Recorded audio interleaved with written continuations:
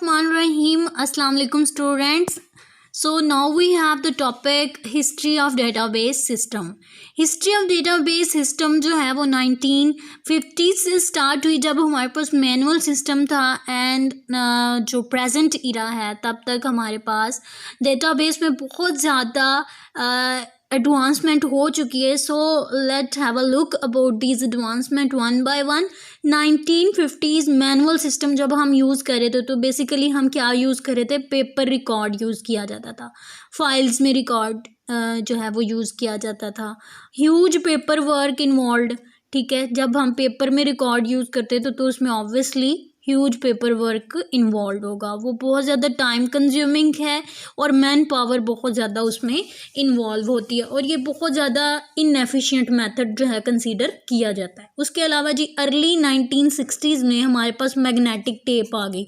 हमारे पास यहाँ पर डेटा को स्टोर करने के लिए पेपर यूज़ किए जाते थे, पेपर रिकॉर्ड हम रखते थे. अर्ली 1960s में क्या एडवांसमेंट हुई कि हमारे पास मैग्नेटिक टेप आ गई. उसमें हम जो है वो used for data storage. Data को स्टोर करवाने के लिए हम मैग्नेटिक टेप यूज़ करने लगे, पंच कार्ड यूज़ करने लगे इनपुट के लिए. सीक्वेंशियल एक्सेस मेथड यूज़ होता था अर्ली 1960s के अंदर और ये बहुत ज़्यादा टाइम कंज्यूमिंग था बिकॉज सीक्वेंशियल एक्सेस मेथड क्या कहता है कि हमारा डेटा जो है वो एक सीक्वेंस में पड़ा हुआ है और उसको हम फैच भी एक सीक्वेंस में ही कर सकते हैं. अगर हमें थाउजेंड्स ऑफ फाइल्स में से 50 वाली फ़ाइल चाहिए तो हमें पहली 50 फाइल्स को वन बाय वन देखना पड़ेगा. सीक्वेंस के अंदर जाके हमें अपनी डिज़ायर्ड फाइल डिज़ायर्ड लोकेशन से अपनी फ़ाइल उठानी पड़ेगी. ठीक है, हम डायरेक्ट एक्सेस नहीं कर पाएंगे. सो टाइम कंज्यूमिंग है और इनएफिशिएंट भी बिकॉज जो चीज़ टाइम कंज्यूम करे वो ज़्यादा एफिशिएंट नहीं कंसीडर की जाती है.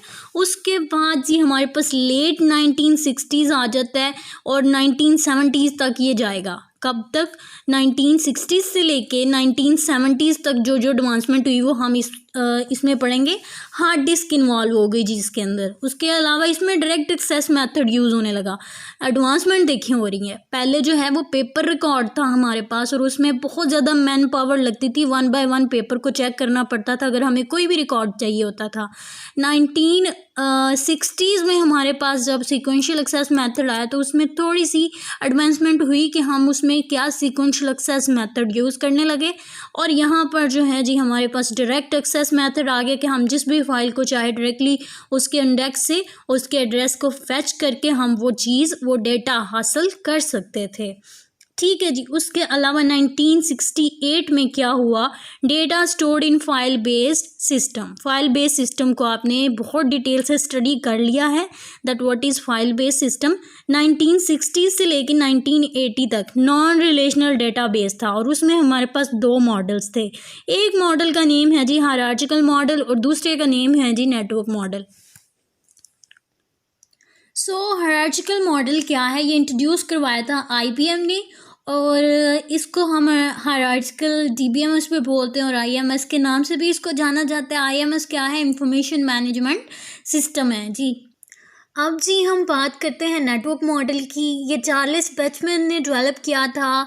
फर्स्ट DBMS डेवलप किया था एट हनीवेल में और इसको हम IDS बोलते हैं. जो हमारे पास हायरार्चिकल मॉडल था उसके अंदर जो हमने नेटवर्क डेवलप किया था उसके अंदर जो हमने मॉडल डेवलप किया था उसका नाम था IMS इंफॉर्मेशन मैनेजमेंट सिस्टम और इसका नाम है IDS जो कि हमारा जो है वो फर्स्ट डेटाबेस कंसीडर किया जाता था. और ये जो है वो कोडेसल एक ग्रुप था उसने बनाया था और इसकी एब्रीविएशन है जी इंटीग्रेटेड डाटा स्टोर. कोडेसल क्या है जी? कोडेसल जी हम जैसे कि मैंने आपको बताया कि एक ग्रुप का नेम है, वो DBT जी दूसरा ग्रुप था. उन दोनों ने मिलके एक और एडवांसमेंट की. पहले IMS था उसके बाद IDS आया, अब IDMS जो है वो जी हमारे पास मॉडल बन गया और ये पॉपुलर नेटवर्क DBMS कंसीडर किया जाता था और इसकी एब्रीविएशन है इंफॉर्मेशन डेटा मैनेजमेंट सिस्टम. और ये network and hierarchical data models in is widespread यानी कि वो बहुत ज़्यादा वसी पैमाने पर यूज़ होने लगे थे. कोडेसल की ये एब्रीविएशन यहाँ पर उसने बताई हुई है that conference on data system language और DBT जो है ये stand for database task group. So students, अभी तक जितना हमने पढ़ा है this is all about non relational database. अब जो हम पढ़ेंगे वो रिलेशनल डेटाबेस के अकॉर्डिंग होगा। रिलेशनल डेटाबेस में जो आ जाता है इरा, वो हमारे पास 1980s से लेके प्रेजेंट इरा, यानी कि अब मौजूदा दौर के जो है वो जितने भी डेटाबेसेस यूज़ होंगे ये सारे इसी के अंडर आएंगे। टेड कोड ने इसको डिफ़ाइन किया था, किसको? रिलेशनल डेटाबेस को। रिलेशनल डेटाबेस को टेड कॉर्ड ने डिफाइन किया था। He receive Turing award for this work and it have 2 prototype. उसके वर्क जो उसने किया था ना रिलेशनल डेटाबेस पे, उसने 2 प्रोटोटाइप्स बनाई थी। एक है SR प्रोटोटाइप जिसको सिस्टम R प्रोटोटाइप भी बोलते हैं, और ये की किसने थी? IBM रिसर्च के ज़रिए से ये प्रोटोटाइप जो है वो बनाई गई थी। उसके बाद जी इंग्रेस प्रोटोटाइप जो है ये ब्रैकले ने की थी, और ये कौन था जी? ये यूनिवर्सिटी ऑफ कैलिफोर्निया का बंदा था एक, ठीक है। उसके बाद पेटर चेन ने एक, ये रिलेशनल डेटाबेस के अंडर ही सारी चीज़ें आ रही हैं। 2 प्रोटोटाइप्स हैं जो किसने? टेड कोड ने जो है वो बनाई थी, और एक प्रोटोटाइप वो IBM ने रिसर्च की हुई थी, और दूसरी इंग्रेस जो कि ब्रैकले ने बनाई थी। उसके बाद पेटर चेन जो है वो पी चेन उसने क्या किया था? Propose entity relational model for database design. Database को डिज़ाइन करने के लिए उसने एंटिटी रिलेशनल मॉडल जो है यहाँ पर डेवलप कर दिया था। Here we have 1980s में हमारे पास रिलेशनल प्रोटोटाइप्स आ गई, जिसमें हमारे पास SQL आ गया। SQL जो है वो इंडस्ट्रियल लेवल पे बहुत ज़्यादा एज अ स्टैंडर्ड यूज़ होने लगा, और ये ISO और LC जो हैं वो SQL के एग्जांपल्स हैं जो मोस्ट वाइडली यूज़ होती थी, और parallel and distributed database system इसमें यूज़ किए जाते हैं।